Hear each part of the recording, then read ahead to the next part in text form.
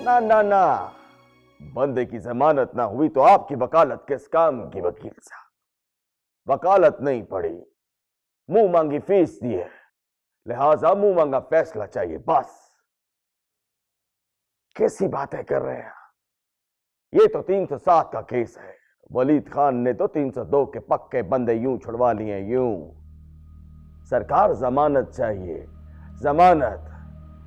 नहीं तो पूरे शहर में आपकी जमानत देने वाला कोई होगा नहीं। याद रखना, वलीद खान से बात की है तुमने?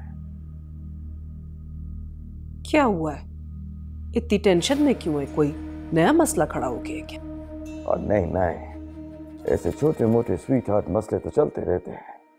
इस बार पक्का बंदा पकड़ा है पुलिस ने, थोड़ी टेंशन है। तो आप बीजान से कह दें, वो एक कॉल करेंगी और वो बंदा निकल कर आ जाएगा।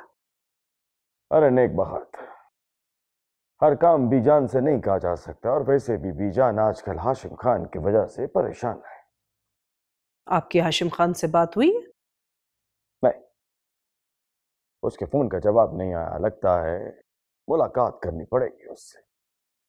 आपकी जिंदगी के अपने मसले खत्म नहीं होते, आप इनके इस झंझट में क्यों पड़ गए? लगता है तुम अपने मजा से खुदा को अभी जानती नहीं हो। मैं आपको बहुत अच्छी तरह जानती हूँ।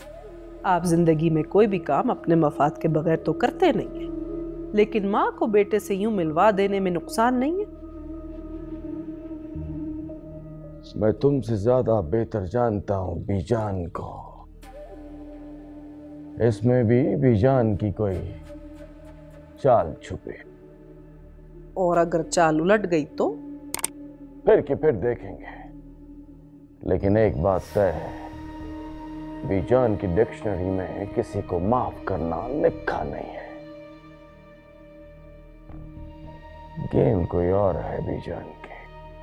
वो क्या? वो क्या कहते हैं पंजाबी में, गुन्नी? हाँ, बीजान बड़ी गुन्नी औरत है। इतनी जल्दी से मालूम नहीं पड़ेगा कि उसकी गेम क्या है।